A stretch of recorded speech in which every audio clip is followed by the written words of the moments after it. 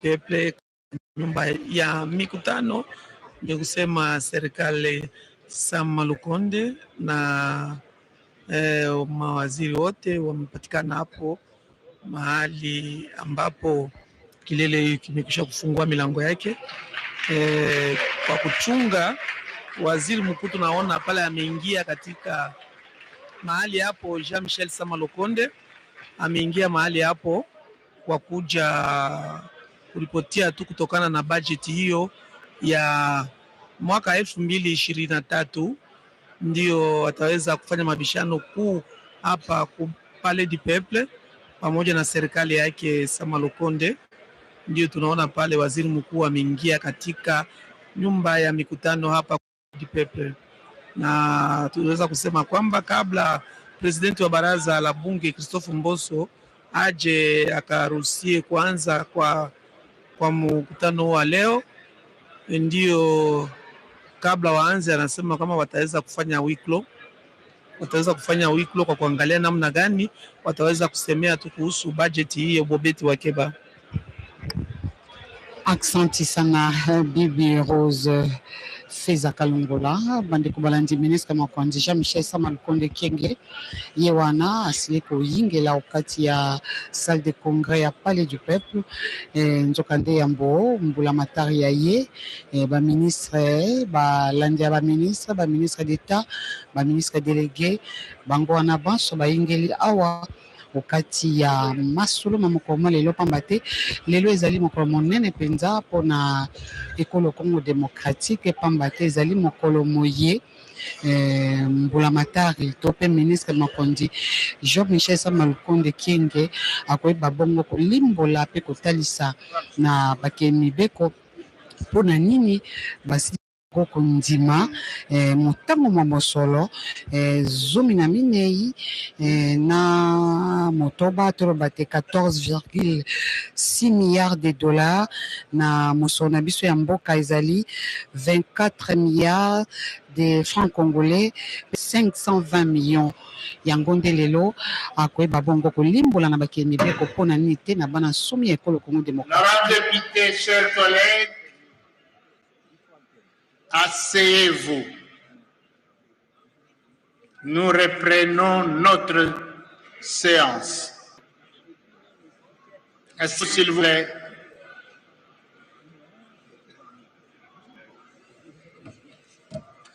Couloir en face de moi. Collègues, prenez vos places s'il vous plaît. Libérez le couloir. Asseyez-vous.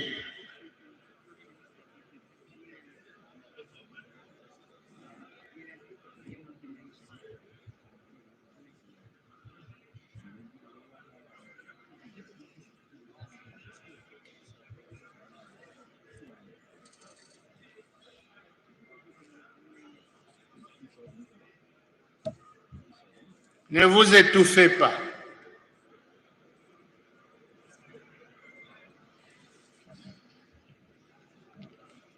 Merci, Monsieur le Premier ministre. Permettez-moi, avant toute chose, de m'acquitter d'un agréable devoir, celui de vous souhaiter, au nom de l'Assemblée nationale, de son bureau et au mien propre, la bienvenue à cet hémicycle du Palais du Peuple. Je forme le même souhait à mesdames et messieurs les vice-premiers ministres, les ministres d'État, les ministres délégués, ainsi que le vice-ministre. Il en est de même de vos collaborateurs respectifs ici présents. Honorables députés, chers collègues, le projet d'ordre du jour de notre séance prévoit l'examen et le vote du projet de loi de finances de l'exercice 2023. Étant un nouveau point, nous allons formellement l'ajouter à notre ordre du jour pour nous permettre d'en débattre. S'il n'y a pas d'objection, l'Assemblée plénière peut se prononcer quant à ça. Qui sont pour? Merci. Qui sont contre? Merci. Qui s'abstiennent? C'est qui ça?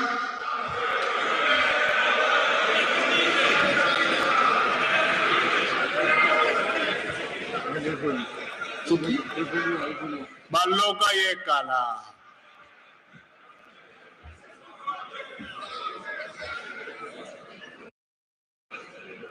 Au vu du résultat des votes, l'ordre du jour tel que complété et adopté. Nous passons sans plus attendre à l'examen de ce projet de loi. À ce sujet, votre bureau estime que chacun de vous a pu s'imprégner de documents y afférents. Ils ont déjà été distribués. Ceci dit, nous référant au prescrit de l'article 148 du règlement intérieur de l'Assemblée nationale, nos délibérations sur ce projet de loi débutent par le débat général. Conformément à la procédure prévue par cet article, le Premier ministre, chef du gouvernement, va présenter à l'auguste Assemblée le projet de loi de finances de l'exercice 2023. Par ailleurs, pour la sérénité de nos débats et nos travaux, il est important de rappeler à l'intention du public les dispositions des alinéas 1 à 8 de l'article 258 du règlement intérieur de l'Assemblée nationale en ce qui concerne le maintien de l'ordre dans la salle pendant la séance.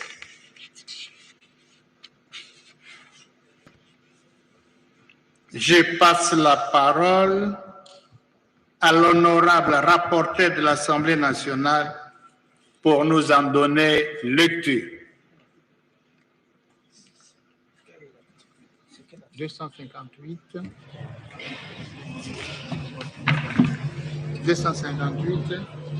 alinéa 1 à 8. 1 à 8, 258.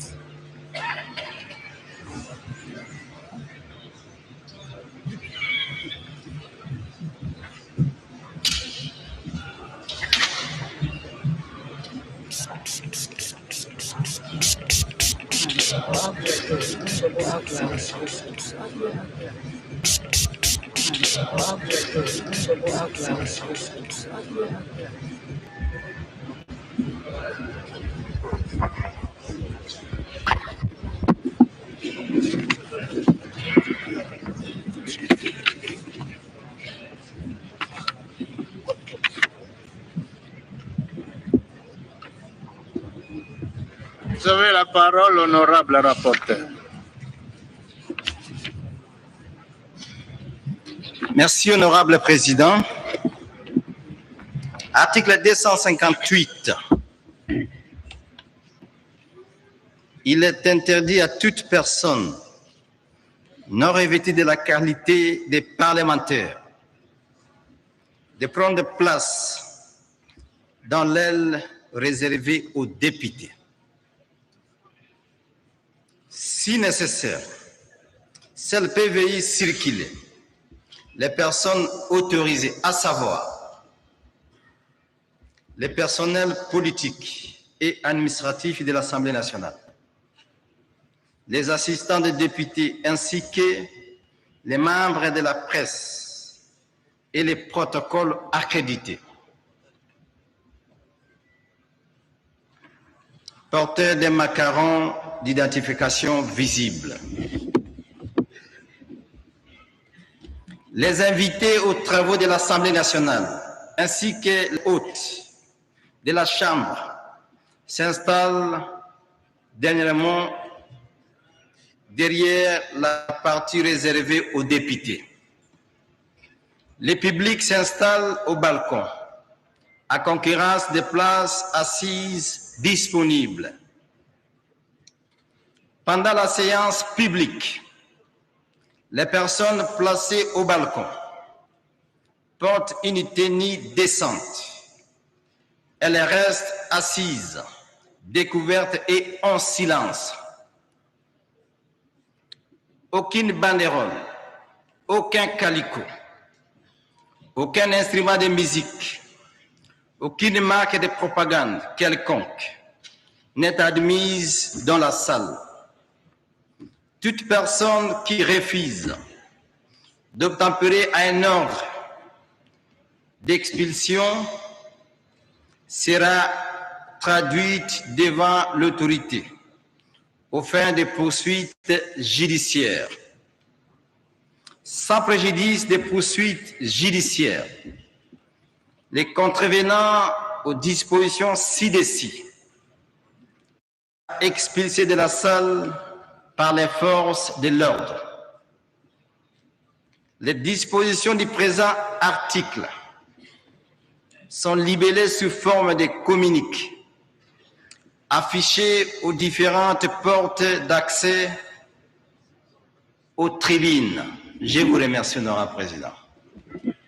Merci infiniment, honorable rapporteur. Honorables députés, chers collègues, après ces rappels,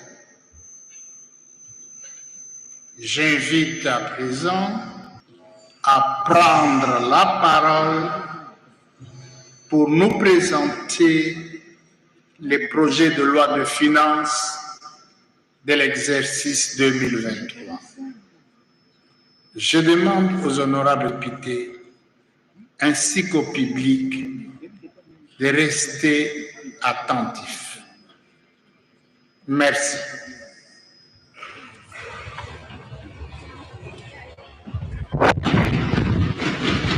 Le Premier ministre chef du gouvernement s'élève donc pour faire l'économie de ce projet de budget donc tentativement par le peuple de la République démocratique du Congo,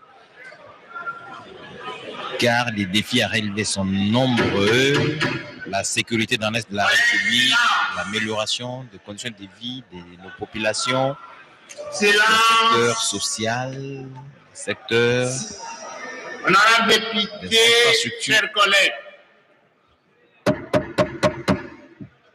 silence. Le moment est important. Suivez, s'il vous plaît. Vous allez applaudir après la présentation. Ça va. OK. Silence.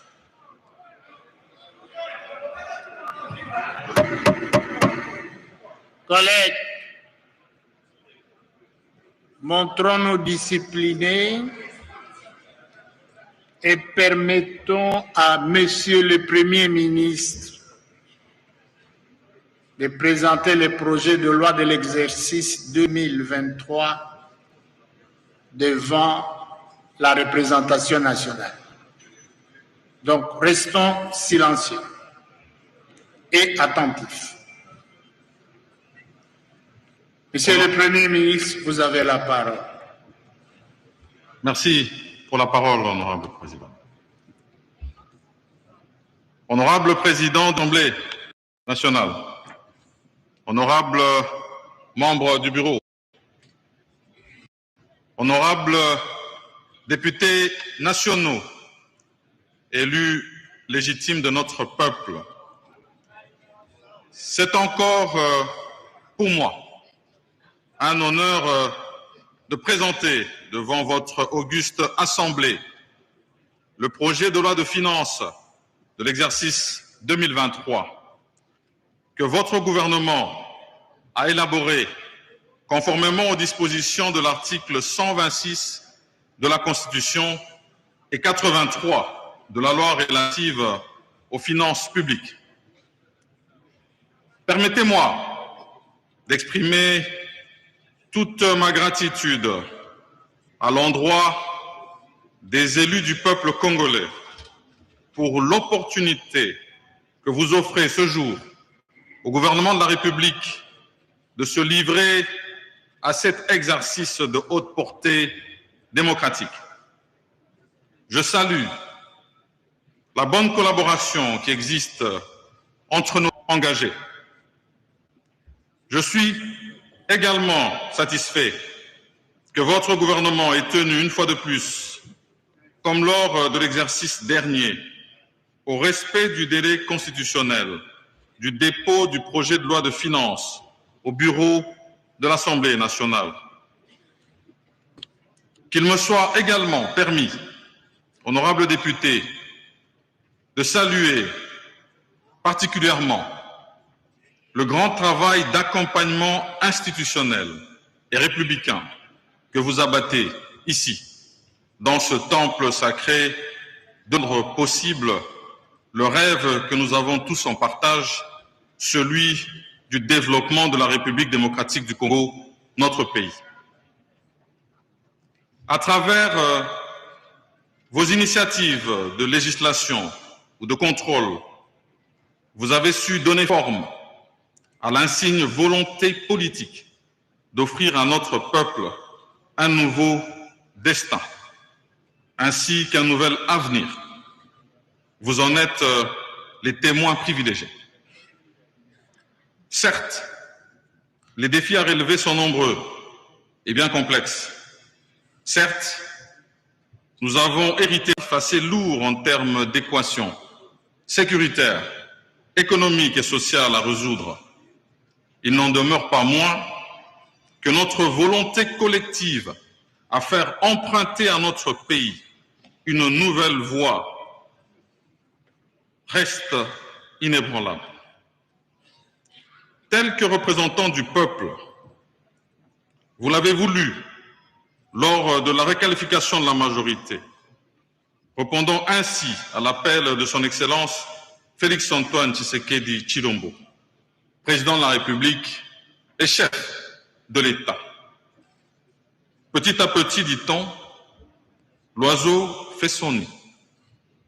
Chaque jour qui passe apporte une brique de plus dans la construction de l'édifice que nous sommes en train de bâtir ensemble.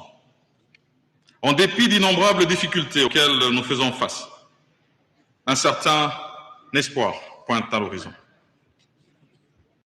Que soit l'angle sous lequel chacun regardera ce projet de loi de finances, j'aimerais tout de même, et en toute humilité, relever ici, devant la représentation nationale, autorité budgétaire, que jamais dans l'histoire récente de notre pays, un gouvernement, avec l'accompagnement du Parlement, n'est allé aussi loin, non seulement dans sa capacité à mobiliser les recettes, mais également dans son aptitude à pouvoir maîtriser le cadre macroéconomique.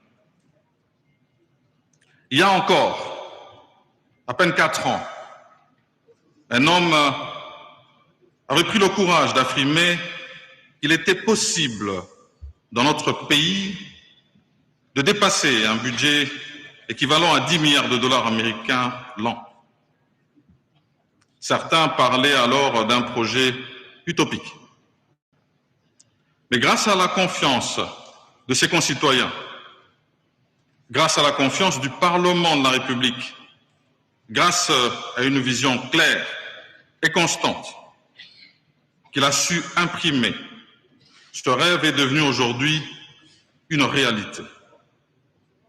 Pour avoir rendu tout cela possible, permettez-moi, honorable député, de rendre ici un vibrant hommage à cet homme, son Excellence Félix Antoine Tshisekedi Tshilombo, président de la République et chef de l'État.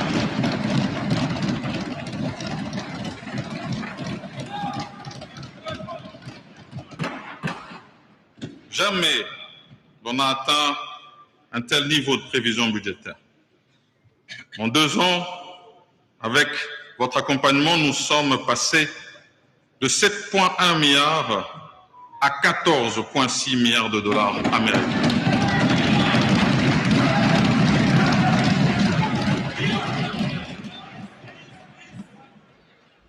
Jamais l'on n'a atteint un tel niveau de prévision budgétaire. En 2 ans, avec votre accompagnement, nous sommes passés de 7,1 milliards de dollars américains à 14,6 milliards de dollars américains.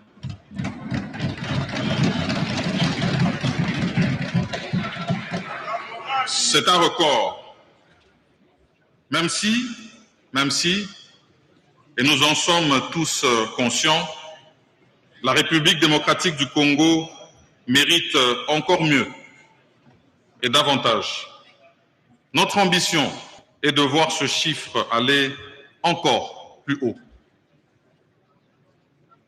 Loin de moi, bien sûr, l'idée de plonger dans une autosatisfaction qui serait ici malvenue au regard de nombreuses attentes sociales à relever dans notre pays. Ne pas le souligner serait également pour moi un déni de vérité et de progrès.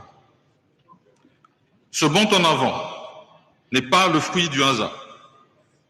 Il est la résultante du sérieux imprimé dans la gestion et la maîtrise des finances publiques, dans la lutte contre le coulage des recettes, notamment à travers les organes de contrôle comme l'IGF, la CNRF et la Cour des comptes, ainsi que dans la maximisation des efforts des services, particulièrement au sein de nos régies financières et services d'assiette.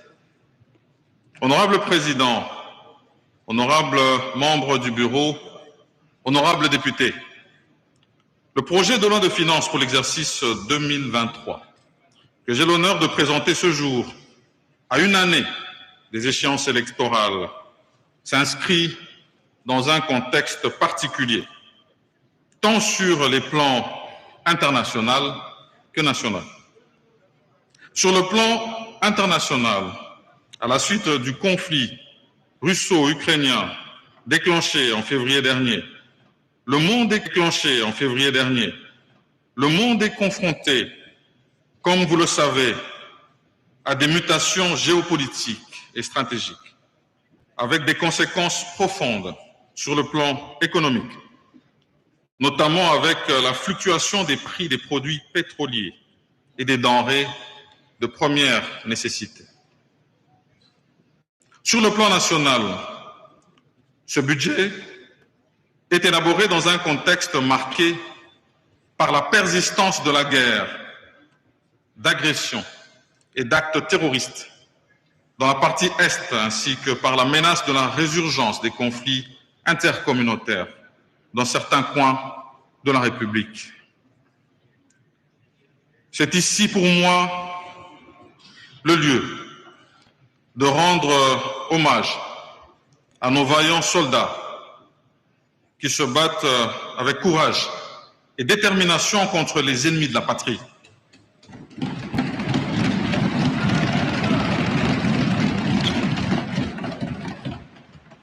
En ce moment même où nous avons encore des bruits de bottes qui ne s'arrêtent pas, Mes pensées se tournent particulièrement vers celles et ceux de nos compatriotes de Maboya, de Bunagana, d'Irumu, de Mambasa, de Beni et autres coins, qui sont chaque jour victimes de cette barbarie innommable. Je n'oublie pas non plus celles et ceux de nos compatriotes de Kwamut, de Bagata, de Katanda et autres contrées touchées. Victimes, eux aussi, de violences inouïes qui troublent la paix et l'ordre dans ces coins de la République. Honorable Président, avec votre autorisation et bien sûr l'assentiment des honorables députés, je sollicite humblement un instant de silence en mémoire de tous ceux qui ont perdu la vie dans ces circonstances tragiques.